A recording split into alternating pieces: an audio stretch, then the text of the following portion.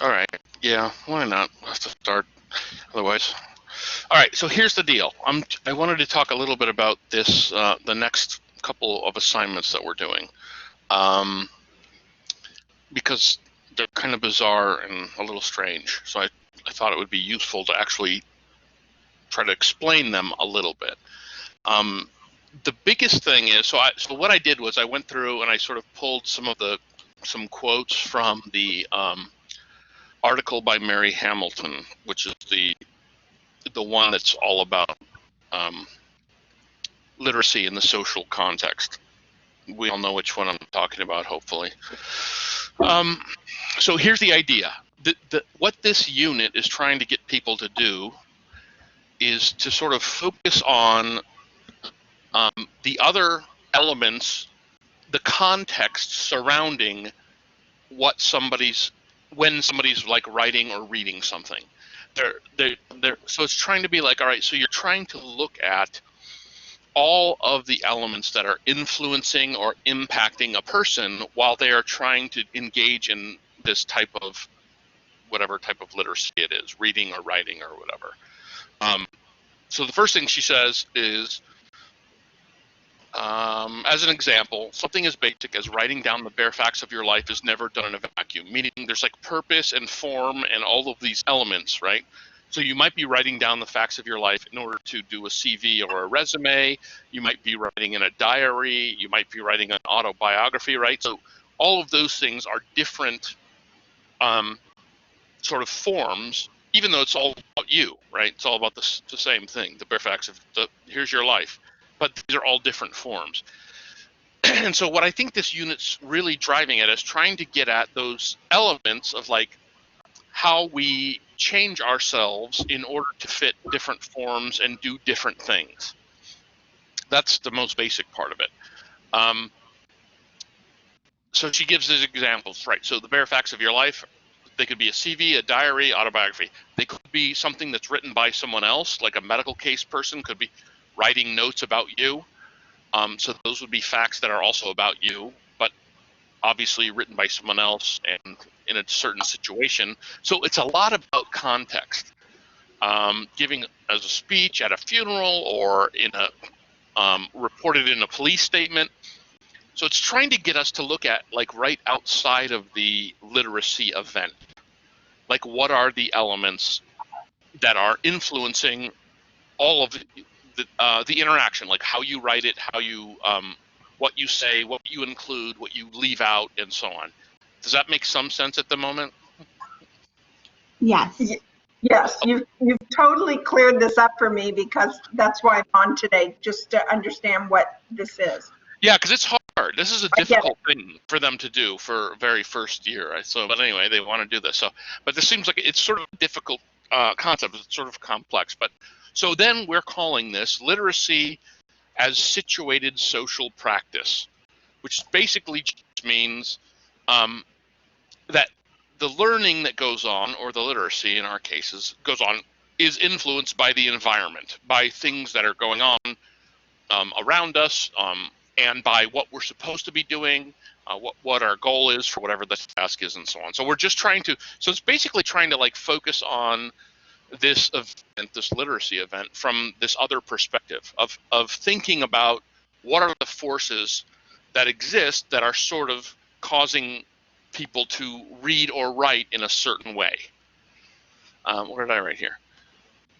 This means that literacy, a form of learning, is not a simple set of acquired skills, but the process of making ourselves aware of the elements in any given situation that influence or impact the writing process. So it wants us to start to sort of expand our thinking about what literacy is, right? It's not just like, okay, we learned how to read and write and that's it, and now we all have skills of reading and writing and we're done. The fact is, when you sit down to write something, there are many other things involved. Your own personal thoughts, where you are, what you're writing about, how, when the assignment is due, is it late? You know what I mean? Like there's other conditions that exist. So and they want us to be aware of those and try to think about how those might influence us. What should I do here? Okay, so this was, yeah, and this is also still part of that article. So this was the idea that it's just trying to give us more examples to make us more familiar with this concept, right? Everyday literacy events, right? So have you ever written poems and given them to other people, and what was the purpose of that? Which languages have you spoken or read during the last few weeks? Do you keep family records? What and where, what kind? Have you ever written a fan letter? So it's trying to get through, like, hey, yeah, we get that writing and reading, we know what those things are, but if you want to think about them a little more deeply, each one of them has this whole surrounding context. You are also, you're doing it for a certain reason in a certain situation, and those are things that are meaningful. This is the theory, that are meaningful in your literacy, and you're expanding and developing your whatever literacy skills you're sort of dealing with.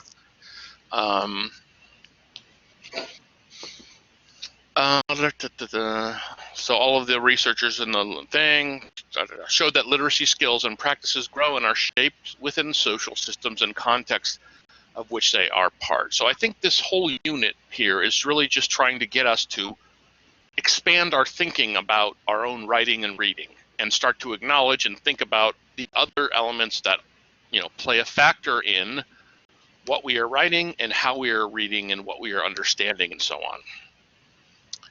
on. Okay, and this is where the metaphor of an ecosystem comes in, right? So this person uses this metaphor of an ecosystem, which is how human activity interacts with the environment. So you are in this environment and you're writing or reading, but you're part of this ecosystem because you are in a certain place at a certain time with certain conditions around whatever it is you're writing or reading.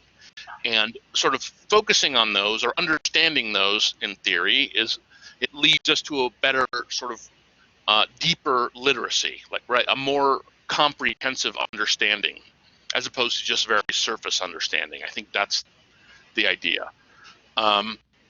So these examples are like, here are examples of specialized situations of writing or reading, right? So in a business or organization, they develop ways of keeping records or reporting on production and processes. So this is part of that. So it has a function and there's a reason to do it, and so on. So that's its own little ecosystem itself, like the business world. Like, you wouldn't just be like, I'm just going to read novels now, I guess, because I'm at work, because that doesn't really work. So even though reading novels is a form of reading, it's not really appropriate or worthwhile or allowed or whatever, like in a business situation. So it's just trying to get to think about all the different ways that, reading and writing, the different situations that they can be applied in. Does that make some sense? It's kind of weird, but I mean, yeah. I'm still a little confused. Well, you're still confused. Oh, okay. I'm sorry. I totally get it, because that was kind of on my mind before. I work for a law firm, and the kind of writing we do at work and what I'm doing with literacy there is very different from what I do outside of work. Right, and that's the thing. And all it wants, I think, is for us to sort of recognize the system that we're in, right? I mean, part of this, in my mind, is that if you're aware of the system you're in, like you are aware at work. I mean, it seems sort of obvious, but it's also, if you could make it more conscious, I think it's better. But you're at work, and you're not like, all right, I've got to read something. You're not like, I guess I'll just go like read a novel. Like, that's not it, right? Because you have other things you're supposed to read that are part of the context that you're in. Exactly. Like, you're supposed to read this, and then you're supposed to write this thing. I have to read the legal document and then fix it or add to it, yeah. Right. You're not going to then be like, I'm just going to write in my diary, I guess. Like, no, that's not it, because that's not the type of writing you're going to do. You need to be doing this writing that has to do with this legal brief or editing or whatever. So it's trying to get us on, and it's like, it seems, what's weird about this concept, in my mind anyway, is that it seems really very sort of obvious, right? Like, we're like, okay, yeah, obviously, in certain situations, our literacy is different than in other situations, which is great. But it wants us to sort of investigate this thing and try to think about how the different influences impact us and what that does to us or doesn't do to us or whatever. So it's kind of, I mean, it's an interesting concept, I think, but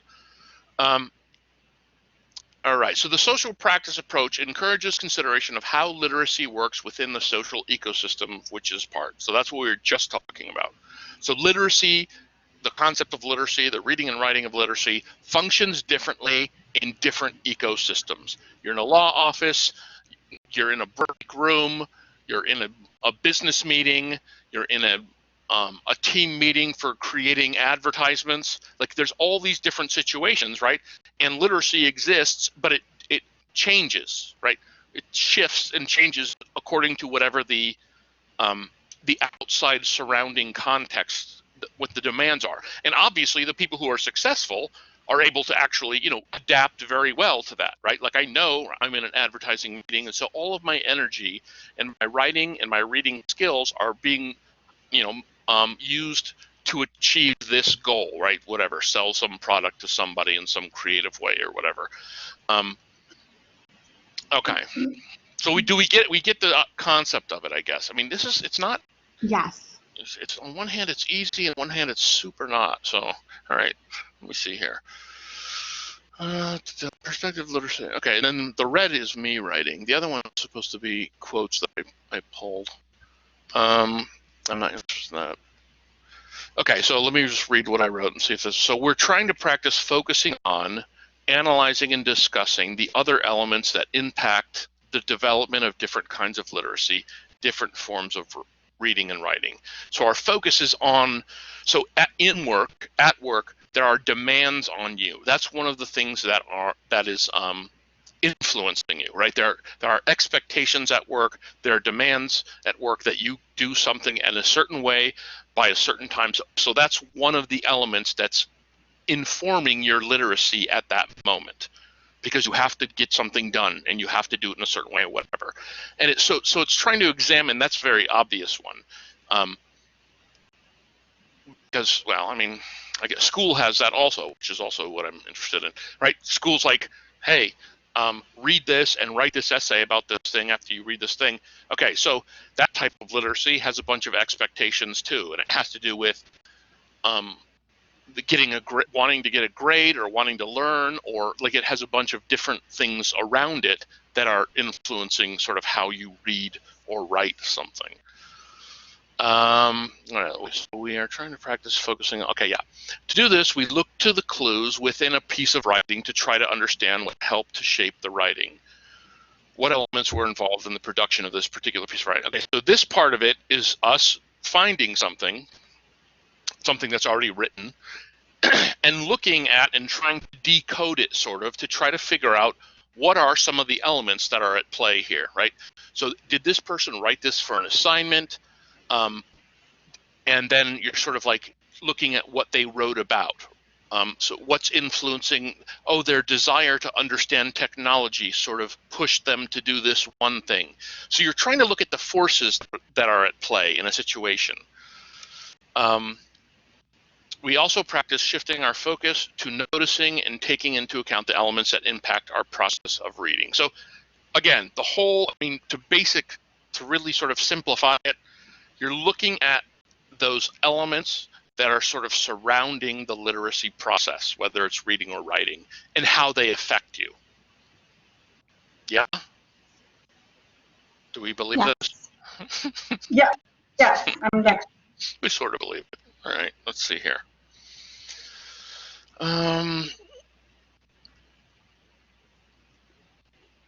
Okay, this is also still from the Mary Hamilton article, from that part of it that we had to. Okay, so this whole social practice thing about literacy, the situated social practice,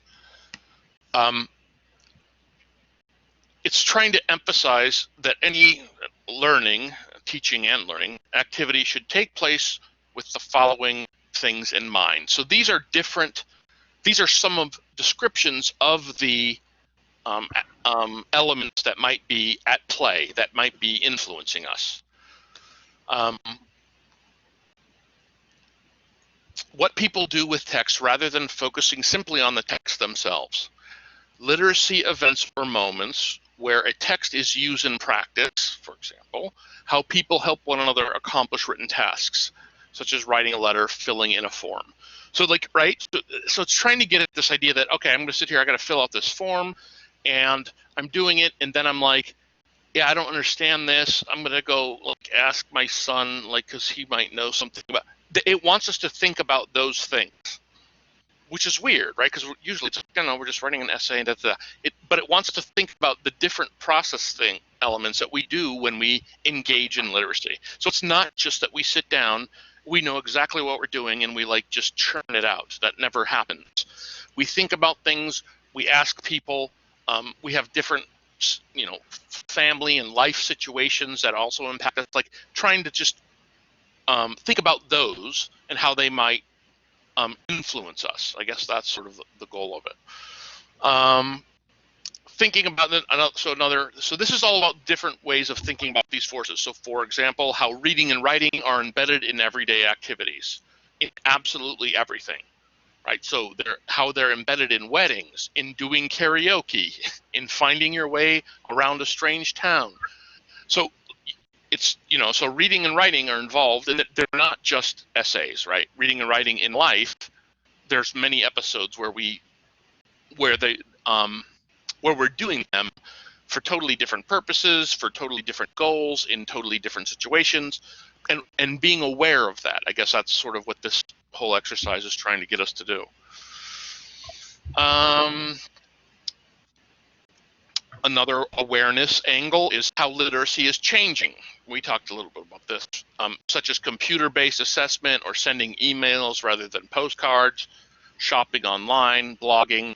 So that's another awareness. And we actually did talk about this in the last unit, right? We talked sort of a lot about the changing technologies. Mm-hmm. And that's one of the ways you do this. You sort of are paying attention to the fact that, oh, okay. And I was trying to get people to do that a little bit, being like, how did this change the way I thought or the way I perceive things? I no longer really need to worry about spelling if I text, apparently. I can use faces and little emojis. That's changing the way I express myself, which I've never done before, whatever.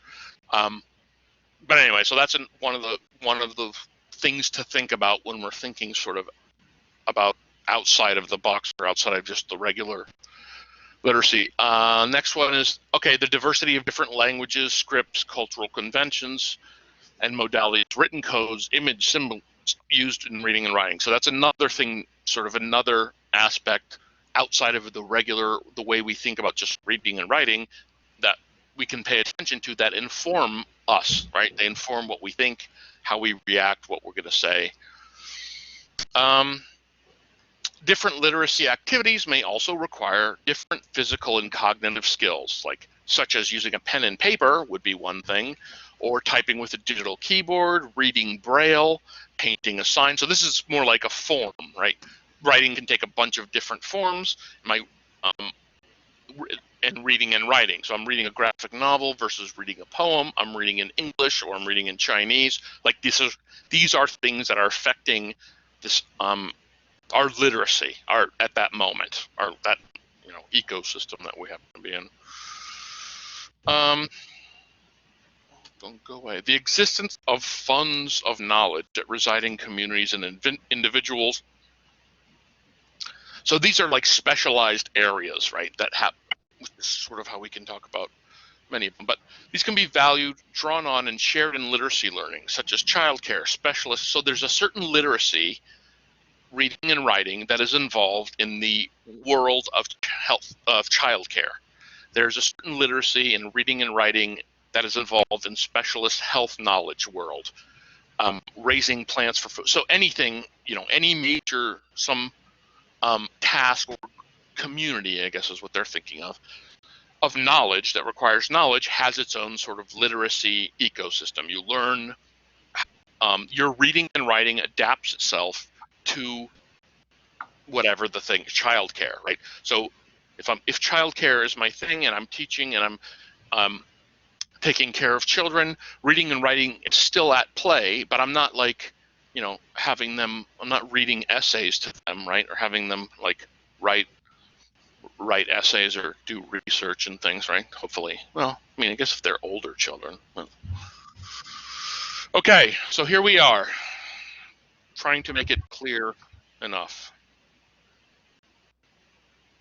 So that was my general concept, trying to get people just at least get the idea. Are you both good with the idea so far? I'm on board. Okay. Yes. It's tricky. I mean, it's, I don't know. This, Right, you're probably going to answer my next question right now, so. Hopefully, we'll see. We'll hold it. Make sure that if I don't, ask me for sure. Okay. All right, so I broke it into the two actual assignments we have. The first one is the interaction prompt, which we have to do for this week. So the idea is, so right, it's pulling from one section of that article that we just sort of went through briefly, but the woman Mary Hamilton mentions this idea that there's a cultural, political, economic practices within which the written word is embedded. So she's just saying, yeah, there's literacy in these different realms, and they're different, right? So the language and literacy of economics in that world, if we are in that world, is different than the one if we're in India. You know what I mean? Like, so there's different, that's all that is. It's like there's different things. So here's what they want us to do with this. You're finding a couple of your narratives that you've already looked at from the last one, and you're trying to find, this is us trying to find evidence of the elements that are at play in this person's writing. So the things that are sort of influencing what they're writing about. So you're looking for any mentions of these, right? So institutions of some sort, you're looking for schools or hospitals, banks, clubs, any sort of institution. Because what happens if you find some reference to institution is that you've located probably some element that's influencing the person who's writing. I mean, on the most basic level, like if they're like, I'm writing this for my school project, you're like, okay, boom. Schools, that's one of the things that's influencing or impacting the person who's writing, right? Because they're writing it as an assignment for school. So that's part of their literacy experience at the moment. If they're talking about their jobs or quitting jobs or getting different salaries or any of those things, right, then the force of economics is playing a role in influencing what they're writing about at that moment. So this is more of a game of just going into somebody, you're sort of decoding somebody's writing, right? You're looking at their writing and you're trying to find mentions of these things so you can identify these are the things that are part of this person's literacy experience. Yes, they wrote this thing, but the forces that sort of influence them are the government, because the person talks about voting. They say they voted for the first time and this and that. So that's one of the things that sort of was part of their literacy experience. They talked about whatever, salaries and so on. Does that make sense? So that's what this is. This is finding two examples where a narrative, so, I mean, I guess I don't know how many narratives you're trying to look at. It doesn't matter, actually. You just need to pull two examples from the narratives that you've looked at that mention these elements, or one or more. Ones that we had to watch or read, right? Yes, the first, yeah, from the first assignment, right? Okay. The ones that you either saw or read, whichever ones you picked. You're sort of going. But the theory is you're sort of familiar with them because you've at least looked at them or read them or watched them once. So now you go back with a different mind frame, and you're like, all right, I'm going to listen or read and try to pick up on these elements, these big deal elements, institutions, economic forces, and try to identify if these are at play in the person's narrative. Does that make sense? Yes. Got it. Let me see here.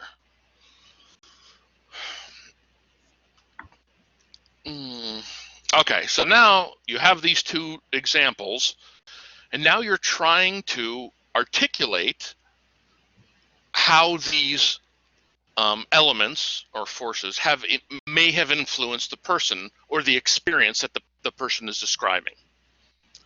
So in a very obvious example would be like, well, this person's talking about school and the assignment, so that's the reason that sort of got them started writing this, is that they had to fulfill a requirement from their school. So that's one example of how something would influence. But within the narrative, you can also have it too. Like this person's bringing up the fact that they had to sell their car because they didn't have enough money. So that's an economic sort of pressure or force that's part of this experience that they're writing about. And so, you're right. So they give us these questions. This is actually just verbatim, right, from the actual prompt itself. So you're finding these examples. You're trying to explain how they may have influenced this particular experience that they're talking about, right? So you find those. You talk about how they may have done it. And you're trying to consider these two ideas. This is the way we're sort of connecting to the main essay. We're sort of focusing on, we're going to try to slip into reading, even though this thing is you talking about, you're trying to find examples of forces that have influenced the way that they were writing something.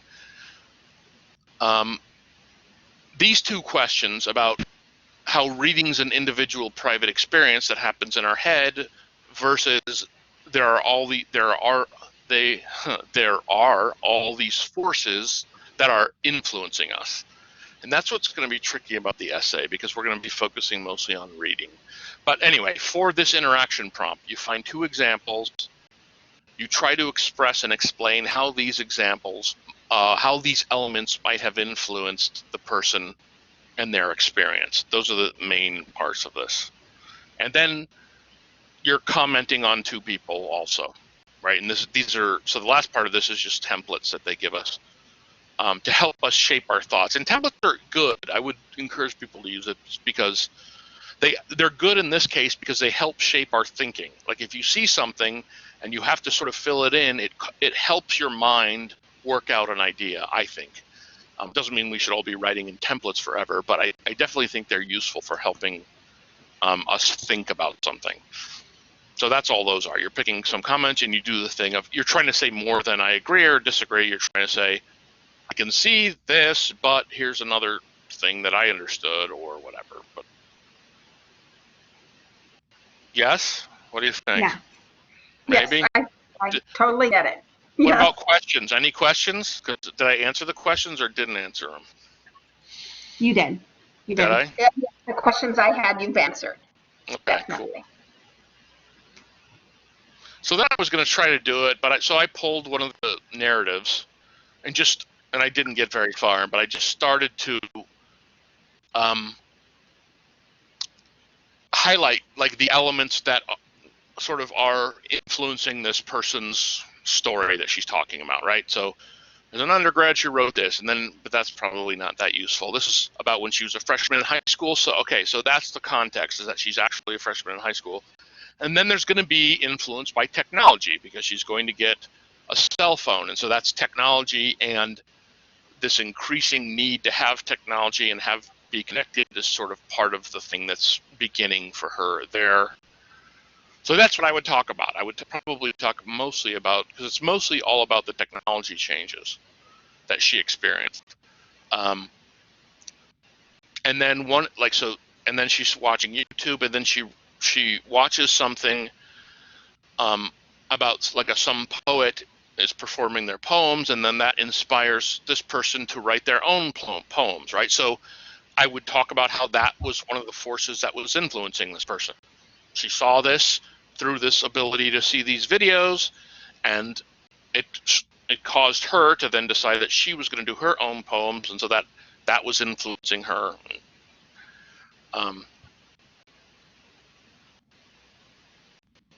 Yeah.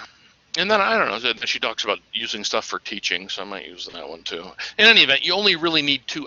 You want two solid examples probably. So for this one, I'd probably use technology. And I would say this person is being influenced by this sort of culture of technology, where they sort of begin with the cell phone that doesn't do anything, and then expectations that she has a better phone, and she needs to be connected, sort of push her to get better phones, and she gets faster computers and blah blah blah, stuff like that. I don't know, that's probably what I would do. I just put that one.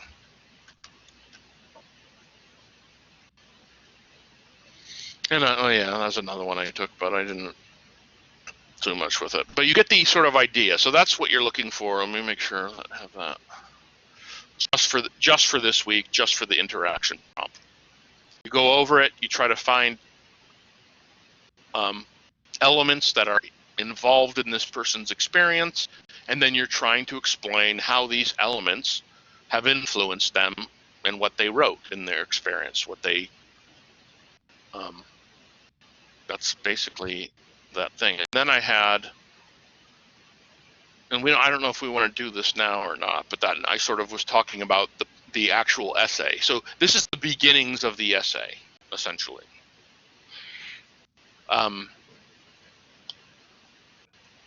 The essay is all about sort of talking about this conflict or not conflict between a person who's sitting down to read something and they have their own individual thoughts and experiences that are existing, but they also have this other social context around them that's influencing the way that they're understanding what they read. And so these are just the questions that they give us. Like, does one matter more than the another? Right. So do our individual thoughts end up, being more important than the fact that some forces influencing me, like some desire to get a good grade? That could be something that's sort of impacting my reading experience or whatever. Yeah, so I could talk more about this probably, because it's not due for a little while, and I don't want to overload things. But essentially, you're trying to use these readings that we've been given, the Mary Hamilton reading, something from the stuff that you're looking at now, the 2 Dahln readings or whatever, the scientific paper and the other scientific paper, and then I have this whole. I just put this together, trying to make it clear, like, so how to write this essay, how long it needs to be. You're using all these sources and so on. And then I tried to articulate in a clear way what you're trying to do in this essay. So you're examining this link between the private act of reading, meaning your individual thoughts and your experiences that you have when you're reading something, and then how those interact with, connect to, or relate to the social context around the individual. So those are the forces: political forces, cultural forces, whatever they happen to be, technological forces, sort of.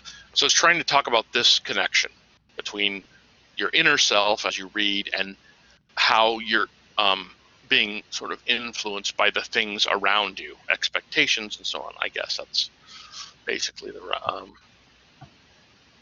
oops. All right, and so we can work on this. So thesis statement and all that stuff. I just don't want to I don't want to go overboard. I posted this on as an announcement, I believe, just shortly ago.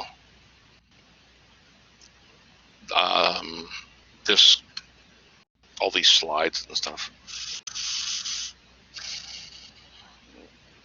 Do you have any questions, or you want to ask, or what do you think? I have kind of a simple question.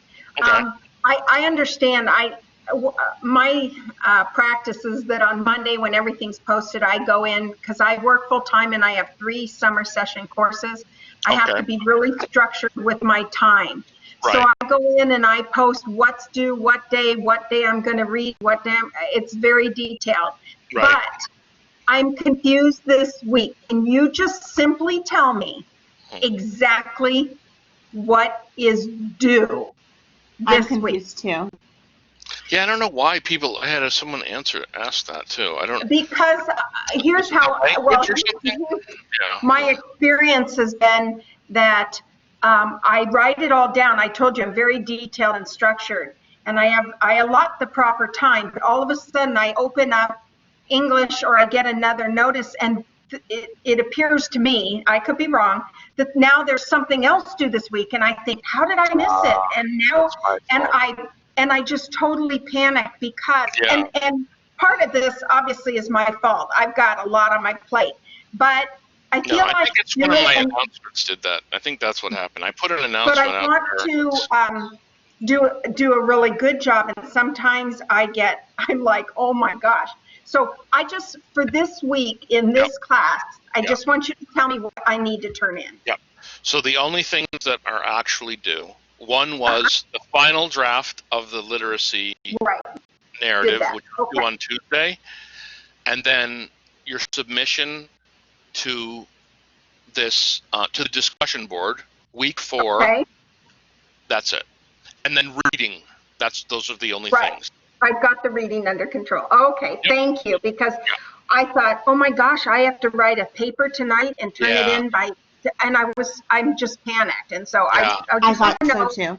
Yeah, Okay. that was my bad, because I sent out an announcement just being like, oh, by the way, here's the essay that's coming up, but it totally says, right, here's the essay, and then, so people are like, do we also have an essay? We don't. It's Okay. essay 2, which is what we're doing. You're starting with your week 4 prompt. You're sort of beginning the process of the essay, and then I next see. week Okay, perfect. next week we'll sort of get more into it and develop it more and talk more about Okay. it. So. And that Okay. helps me too, so that I can kind of get a head start, because that's my other thing. All of a sudden on Monday, and I had emailed you. You know, I'm West Coast time, so I lose Right, 3 right. hours. And that window between sometimes 8 and 11 West Coast time is huge, because I don't get home from work. And like I Yeah. said, that's my problem, not I yours. know, and I saw the messages though. Yeah, I sent Yeah. a thing out, realizing that I hadn't been looking at them. But yeah, you can have Yeah, till Pacific time. That's not a problem with me at all. Oh, okay, thank you. Just Yeah, sometimes, I'm not. yeah, whenever. I'm No, whenever I'm you pretty need it. organized, but sometimes I might Sure. run into a time. Okay, thank you. Yeah, that's not a problem. I have a question. Yeah. I don't remember where I saw this, but I did Okay. see it. Something was due tonight by I don't know, 10:59, 11:59. Right. That was I think it should be just the reading. Like it was just a way for people to organize their time. Let me see. Okay, Okay. Yeah, Because I'm like, wait, yes, what? I think you're supposed to have the reading exactly. Yeah, so you're supposed to have the readings done, and then the last reading is the class notes for week 4. Right. That's in week 4, and that's it. Right. So you want to have Okay. the reading. So you just want to have the reading done, right? Which is not an actual assignment. The only actual assignment is for Sunday night by 11:59.